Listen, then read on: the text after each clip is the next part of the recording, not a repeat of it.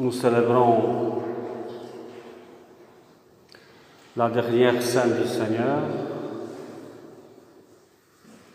et les rites qu'on accomplit souvent dans les églises, c'est le lavement des pieds de l'Évangile pour montrer l'humiliation du Christ, l'humiliation de la passion du Christ. Mais moi, je voudrais aujourd'hui méditer la première lecture où c'est le rite le plus ancien de la Pâque des Juifs qui sortent de l'Égypte pour comprendre ce que c'est la messe, ce que c'est l'Eucharistie. On parle du premier mois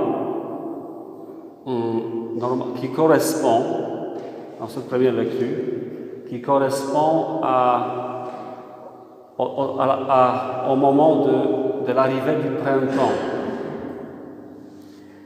Parce que la date de la Pâque est fixée comment aujourd'hui? C'est le premier week-end après la première pleine lune du printemps. Et quand vous regardez la nuit maintenant, la lune est pleine. On prend un agneau par famille, un agneau par maison. L'agneau de Dieu, qui devient le repas de la fête de Pâques.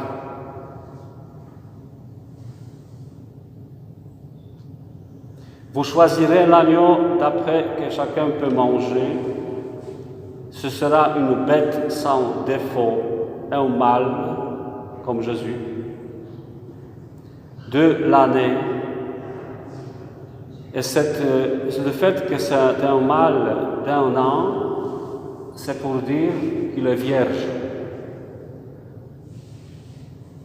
comme Jésus. C'est-à-dire sans défaut, ça veut dire plutôt sans tache, bien sûr, l'agneau immaculé, Jésus, parce que Jésus est sans péché. Vous le garderez jusqu'au 14e jour du mois, donc 4 jours. Dans toute l'assemblée de la communauté d'Israël, on l'immolera au coucher du soleil. L'image de cette exécution, si on puisse dire, de l'agneau, qui pour nous, à notre époque, ça peut sembler être cruel, mais cette cruauté de l'agneau immolé, si jeune,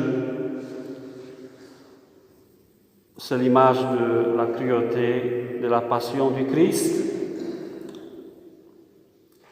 Et je rappelle que la passion du Christ, d'après ce qui dit la parole de Dieu et ce que nous enseignons dans l'Église, c'est le résultat de nos péchés.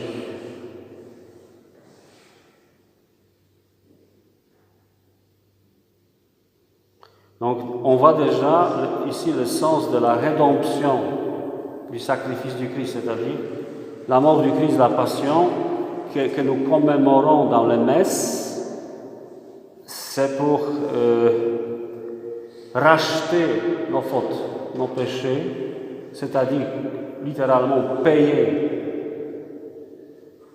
pour le mal qu'on a commis. Et cet aspect de la messe,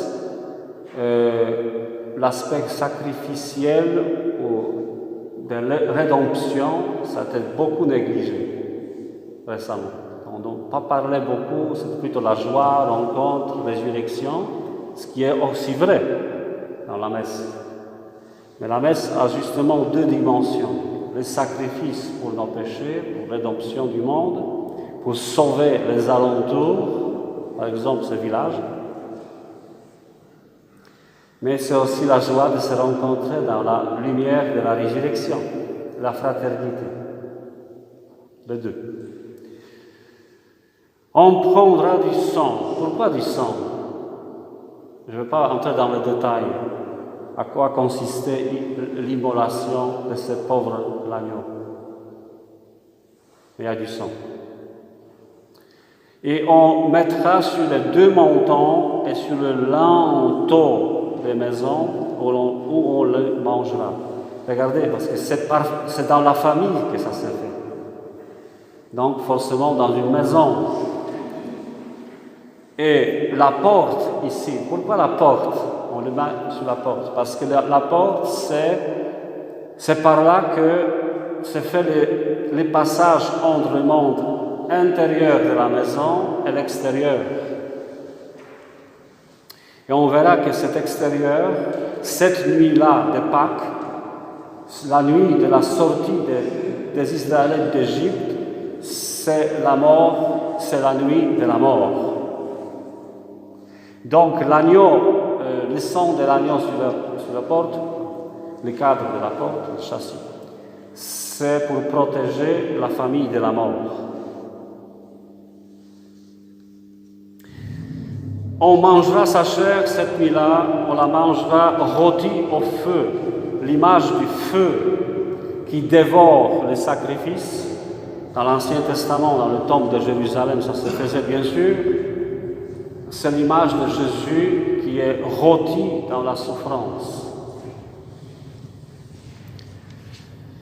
Et avec des pains sans levain et des herbes amères, ces fameuses herbes amères que les Juifs continuent à consommer pendant le Pâques, Pessah, qu'ils célèbrent, c'est l'image de l'amertume, le symbole de l'amertume de l'esclavage de l'Égypte.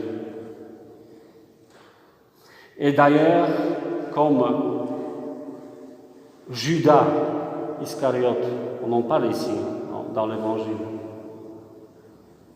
avant de sortir de la dernière scène pour trahir Jésus, pour conduire les gardes du temple, pour emprisonner Jésus dans les jardins de Gethsémani, le dernier geste de Judas, c'est quoi? Tromper la bouchée, c'est-à-dire le pain, dans les herbes amères.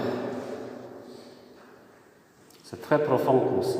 Judas sort avec l'amertume dans la bouche. Il est esclave de la cupidité de l'argent, c'est écrit dans l'Évangile, pourri par le désir de gagner encore plus, et il livre Jésus. Mais quand il a vu ce qui s'est passé avec Jésus, vous savez comment il a fini. Vous mangerez en toute hâte. L'esprit de hâte,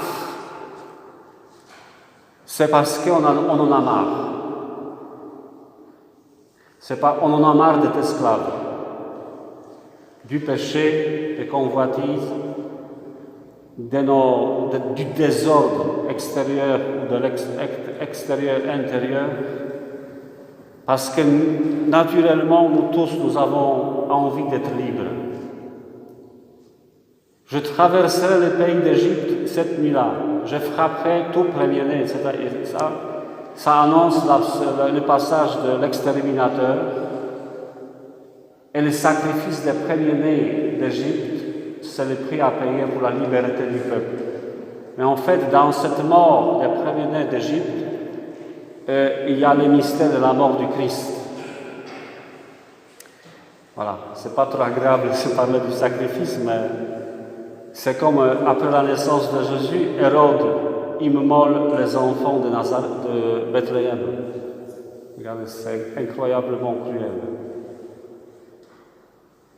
Le sang sera pour vous un signe sur la maison où vous serez. Je verrai le sang. Dieu dit, je vois le sang de mon fils, l'agneau immolé, et je passerai.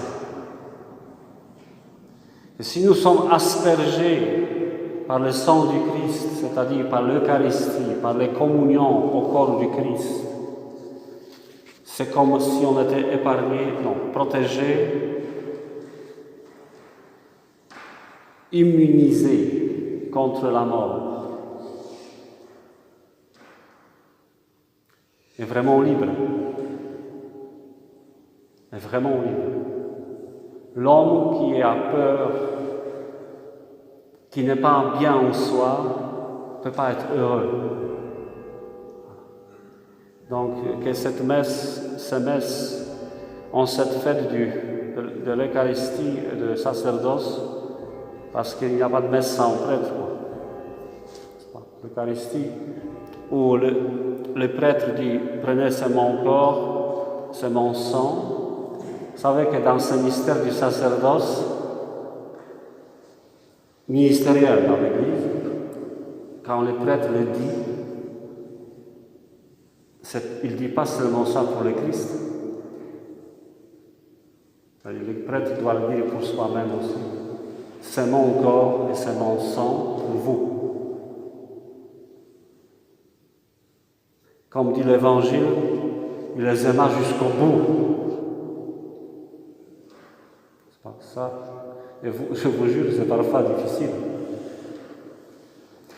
Mais voilà, le Christ nous a laissé l'exemple de s'offrir pour le salut du monde, à nous tous, pendant les Eucharisties.